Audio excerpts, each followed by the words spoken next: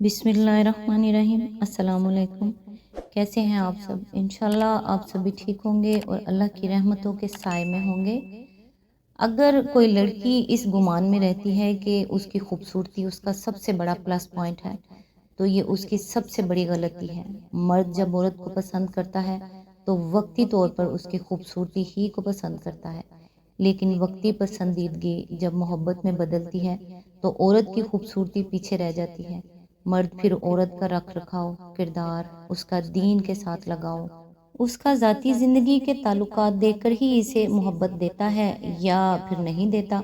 लड़की जितनी मर्जी खूबसूरत हो, लेकिन सीरत हमेशा खूबसूरती पर फोकियत ले जाती है। जो इज्जत सीरत पैदा करती है वो खूबसूरती कभी भी पैदा नहीं कर सकती। मर्द कितना ही गुनाहगार और गलत कार्यों में ही मुलविस क्यों ना हो, लेकिन बीवी वो हमेशा दीनदार और खूबसूरत ही चाहता है। खुद को खूबसूरत नहीं खूबसूरत बनाएं ताकि आप अपने शोहर के दिल की मलका बनकर रहें। अल्लाह ताला आपके घरों को आबाद रखे और आपको ढेरों खुशियाँ अता फरमाए। आमीन। आज इंशाल्लाह सूरत अल माइदा की आयत नंबर 2 से स्टार्ट करेंगे। औज़ु बिल्लाहि मिनश शैतानिर रजीम, बिस्मिल्लाहिर्रहमानिर रहीम। ए लोगो जो ईमान लाए हो, खुदा परस्ती की निशानियों को बेहुरमत ना करो, ना हराम महीनों में से किसी को हलाल कर लो, न कुर्बानी के जानवरों पर दस्त दराजी करो, न उन जानवरों पर हाथ डालो जिनकी गर्दनों में नजर खुदाबंदी की अलामत के तौर पर पटे पड़े हुए हैं, न उन लोगों को छेड़ो जो अपने रब के फजल और उसकी खुशनुदी की तलाश में मकान मोहतरम यानी काबा की तरफ जा रहे हों।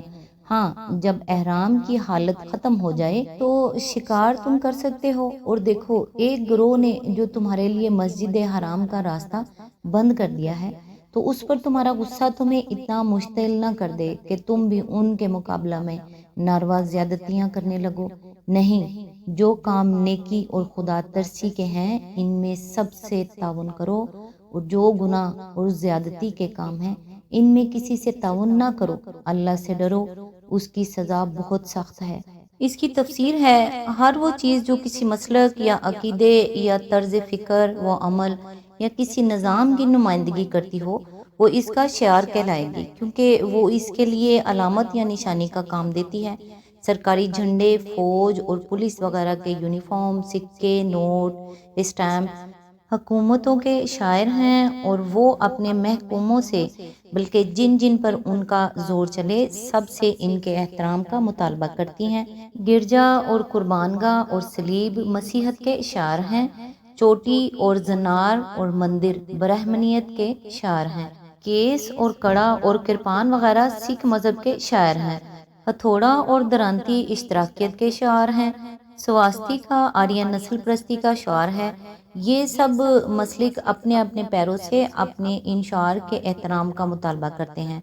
अगर कोई शख्स किसी निज़ाम के शार में से किसी शार की तौहीन करता है तो ये इस बात की अलामत है कि वो दरअसल इस निज़ाम के ख़िलाफ़ दुश्मनी रखता है, और अगर वो तौहीन करने वाला खुद उसी निज़ाम से ताल्लुक़ रखता हो तो इसका ये फ़ेल अपने निज़ाम से इर्तिदाद और बगावत का हम मायनी है। शायर अल्लाह से मुराद वो तमाम अलामात या निशानियां हैं जो शिर्क व कुफर और दोहरियत के बिलमुकाबिल खालिस खुदा परस्ती के मसलिक की नुमाइंदगी करती हों। ऐसी अलामात जहाँ जिस मसलिक और जिस निज़ाम में भी पाई जाएं, मुसलमान इनके एहतराम पर मामूर हैं, बशर्ते कि इनका नफसियाती पस मंज़र खालिस खुदा परस्ताना हो, किसी मुशरिकाना या काफिराना तखय्युल की आलमगी से इन्हें नापाक ना कर दिया गया हो। कोई शख्स ख्वाह वो गैर मुस्लिम ही क्यों ना हो, अगर अपने अकीदा व अमल में खुदाए वाहिद की बंदगी व इबादत का कोई जुज रखता है तो इस जुज की हद तक मुसलमान उससे मुवाफ़क़त करेंगे और इन शार का भी पूरा एहतराम करेंगे जो इसके मजहब में खालिस खुदा परस्ती की अलामत हों। इस चीज़ में हमारे और इसके दरमियान निज़ा नहीं बल्कि मुवाफ़क़त है। निज़ा अगर है तो इस अमर में नहीं कि वो खुदा की बंदगी क्यों करता है, बल्कि इस अमर में है कि वो खुदा की बंदगी के साथ दूसरी बंदगियों की आमेजिश क्यों करता है। याद रखना चाहिए कि शुआर अल्लाह के एहतराम का ये हुक्म इस ज़माना में दिया गया था जबकि मुसलमानों और मुशरिकीन अरब کے درمیان جنگ برپا تھی۔ مکہ پر مشرکین قابض تھے۔ عرب کے ہر حصے سے مشرک قبائل کے لوگ حج و زیارت کے لیے کعبہ کی طرف جاتے تھے اور بہت سے قبیلوں کے راستے مسلمانوں کی زد میں تھے۔ اس وقت حکم دیا گیا کہ یہ لوگ مشرک ہی صحیح، تمہارے اور ان کے درمیان جنگ ہی صحیح، مگر جب یہ خدا کے گھر کی طرف جاتے ہیں تو انہیں نہ چھیڑو۔ حج کے مہینوں میں ان پر حملہ نہ کرو۔ خدا کے دربار میں نظر کرنے کے لیے جو جانور لیے جا رہے ہوں ان پر ہاتھ نہ ڈالو، کیونکہ ان کے بگڑے ہوئے مذہب میں خدا پرستی کا جتنا حصہ باقی ہے وہ بجائے خود احترام کا مستحق ہے، نہ کہ بے احترامی کا۔ شعائر اللہ کے احترام کا عام حکم دینے کے بعد چند شاعر کا نام لے کر ان کے احترام کا خاص طور پر حکم دیا گیا، کیونکہ اس وقت جنگی حالات کی وجہ سے یہ اندیشہ پیدا ہو گیا تھا کہ جنگ کے جوش میں کہیں مسلمانوں کے ہاتھوں ان کی توہین نہ ہو جائے۔ ان چند شعراء کا نام بنام بیان کرنے سے یہ مقصود نہیں ہے کہ صرف یہی احترام کے مستحق ہیں۔ احرام بھی من جملہ شاعر اللہ ہے اور اس کی پابندیوں میں سے کسی پابندی کو توڑنا اس کی بے حرمتی کرنا ہے۔ اس لیے شاعر اللہ ہی کے سلسلے میں اس کا ذکر بھی کر دیا گیا کہ جب تک تم احرام بند ہو، شکار کرنا خدا پرستی کے شعائر میں سے ایک شعائر کی توہین کرنا ہے۔ البتہ جب شرعی قاعدے کے مطابق احرام کی حد ختم ہو جائے تو شکار کرنے کی اجازت ہے، چونکہ کفار نے اس وقت مسلمانوں کو کعبہ کی زیارت سے روک دیا تھا اور عرب کے قدیم دستور کے خلاف حج تک سے مسلمان محروم کر دیے گئے تھے۔ اسی لیے مسلمانوں میں یہ خیال پیدا ہوا کہ جن کافر قبیلوں کے راستے اسلامی مقبوضات کے قریب سے گزرتے ہیں ان کو ہم بھی حج سے روک دیں اور زمانہ حج میں ان کے قافلوں پر چھاپے مارنے شروع کر دیں، مگر اللہ تعالیٰ نے یہ آیت نازل فرما کر انہیں اس ارادے سے باز رکھا۔ آیت نمبر 3، تم پر حرام کیا گیا مردار، خون، سور کا گوشت، وہ جانور جو خدا کے سوا کسی اور کے نام پر ذبح کیا گیا ہو، وہ جو گلا گھٹ کر یا چوٹ کھا کر یا بلندی سے گر کر یا ٹکر کھا کر مرا ہوا ہو، یا جسے کسی درندے نے پھاڑا ہو، سوائے اس کے جسے تم نے زندہ پا کر ذبح کر لیا، اور وہ جو کسی آستانے پر ذبح کیا گیا ہو۔ نیز یہ بھی تمہارے لیے ناجائز ہے کہ پانسوں کے ذریعے سے اپنی قسمت معلوم کرو، یہ سب افعال فسق ہیں۔ آج کافروں کو تمہارے دین کی طرف سے پوری مایوسی ہو چکی ہے، لہٰذا تم ان سے نہ ڈرو بلکہ مجھ سے ڈرو۔ آج میں نے تمہارے دین کو تمہارے لیے مکمل کر دیا ہے اور اپنی نعمت تم پر تمام کر دی ہے، اور تمہارے لیے اسلام کو تمہارے دین کی حیثیت سے قبول کر لیا ہے، لہٰذا حرام و حلال کی جو قیود تم پر عائد کر دی گئی ہیں ان کی پابندی کرو۔ البتہ جو شخص بھوک سے مجبور ہو کر ان میں سے کوئی چیز کھا لے بغیر اس کے کہ گناہ کی طرف اس کا میلان ہو تو بے شک اللہ معاف کرنے والا اور رحم فرمانے والا ہے۔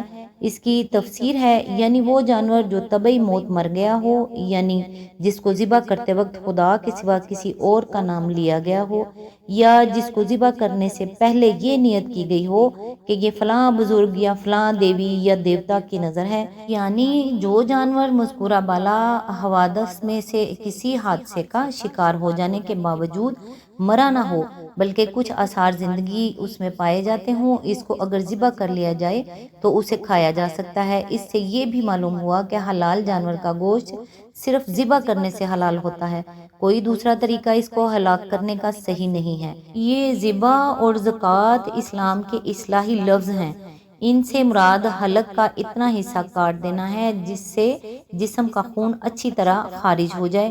جھٹکا کرنے یا گلا گھونٹنے یا کسی کو تدبیر سے جانور کو ہلاک کرنے کا نقصان یہ ہوتا ہے کہ خون کا بیشتر حصہ جسم کے اندر ہی رک کر رہ جاتا ہے اور وہ جگہ جگہ جم کر گوشت کے ساتھ چمٹ جاتا ہے، برعکس اس کے کہ ذبح کرنے کی صورت میں دماغ کے ساتھ جسم کا تعلق دیر تک باقی رہتا ہے، جس کی وجہ سے رگ رگ کا خون کھینچ کر باہر آ جاتا ہے اور اس طرح پورے جسم کا گوشت خون سے صاف ہو جاتا ہے۔ خون کے متعلق ابھی اوپر ہی یہ بات گزر چکی ہے کہ وہ حرام ہے، لہٰذا گوشت کے پاک اور حلال ہونے کے لیے ضروری ہے کہ خون اس سے جدا ہو جائے۔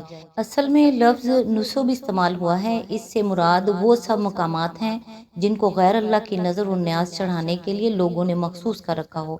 خواہ وہاں کوئی پتھر یا لکڑی کی مورت ہو یا نہ ہو، ہماری زبان میں اس کا اہم معنی لفظ آستانہ یا استھان ہے، جو کسی بزرگ یا دیوتا سے یا کسی خاص مشرکانہ اعتقاد سے وابستہ ہو۔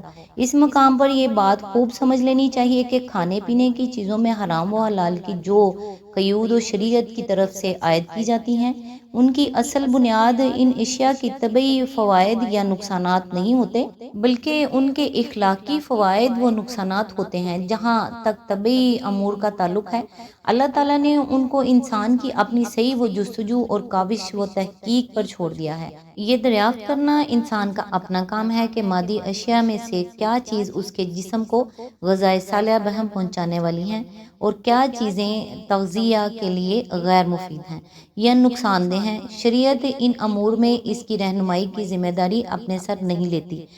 ڈیئر ویورز، یہاں ختم کریں گے کیونکہ آیت کافی لمبی ہے اور اس کی تفسیر بھی کافی تفصیل سے بتا رہی ہوں میں، تو تفصیل طلب ہے، ٹائم طلب ہے، یہ کافی لمبی ویڈیو ہو جائے گی تو آپ کے لیے مسئلہ ہو جائے گا۔